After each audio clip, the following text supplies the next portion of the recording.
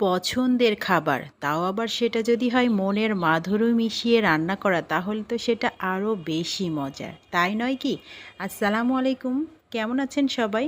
মহান রাব্বুল আলামিন সবাইকে সুস্থ রাখুন, ভালো রাখুন, দোয়া রাখছি সবার জন্য। আজকে সকাল সকাল জুম্মার দিনে খিচুড়ি রান্না করেছি, তাও আবার কি আস্ত মসুরের খিচুড়ি, পছন্দের একটা খাবার। তো মনের মাধুরী মিশিয়ে খিচুড়িটাকে রান্না করেছি আর সেইটা খেতে বসলাম। তো ভাবলাম একটু ভিডিও করি, আমার বন্ধুদের সাথে শেয়ার করি, দেখি তো কার কার পছন্দ এই খিচুড়িটা। সেই জন্যই মেনলি ভিডিওটা করা, কারণ ম্যাক্সিমাম মানুষেরই কিন্তু এই আস্ত মসুরি খিচুড়িটা খুবই পছন্দ। এই মসুরের সিজনে এই খিচুড়িটা কিন্তু গ্রামে খুব চলে আর এত মজা হয় কি বলবো। তো তার সাথে আমি এখানে শুকনা মরিচের ভর্তা করে নিয়েছি কাঁচা পেঁয়াজ দিয়ে, আর একটু ডিম সেদ্ধ করে নিয়েছি, আরও একটা কাঁচা মরিচ নিয়েছি। তো কাঁচা মরিচটা এক কামড় খাওয়াতেই আমার ঝাল লেগে গিয়েছিল, এই জন্য আর বেশি খেতে পারিনি।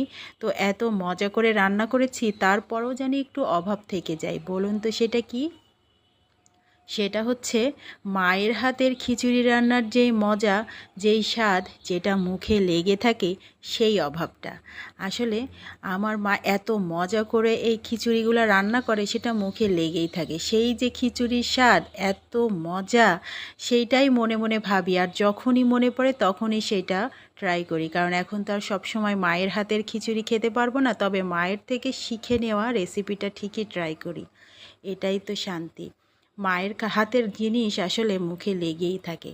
তো বন্ধুরা, কার কার পছন্দ এই আস্ত মুসুরির খিচুড়ি, অবশ্যই কিন্তু একটু কমেন্টের ভালোবাসা রেখে যাবেন। এই খিচুড়িটা এত মজা হয়, আর একটু নরম নরম করে রান্না করলে একটু আঠালো আঠালো হয়, একদম আঠা করে প্লেটে মেখে নিলে যে কি মজা। তো আমি একটু ভিডিও করছি, তো এর জন্য এক পাশ থেকেই খাওয়া শুরু করেছি, সেটাই আপনাদের সাথে একটু শেয়ার করলাম। তো আমি যে শুকনা মরিচটা ভর্তা করেছিলাম, এটা হচ্ছে সম্ভবত কারেন্ট মরিচ, এই জন্য অল্পতেই ঝাল, এই জন্য ঝালটা বেশি একটা আগের মতো খেতে পারি না। তো যাই হোক, তারপরেও একটু পেঁয়াজ দিয়ে মেখে মেখে খেলাম।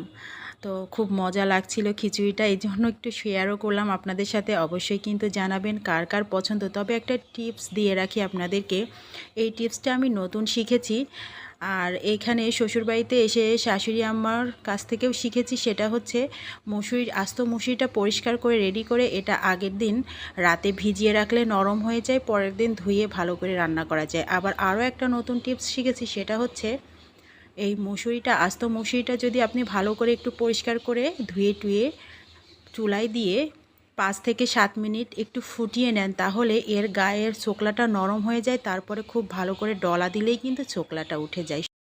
এটা আমার কাছে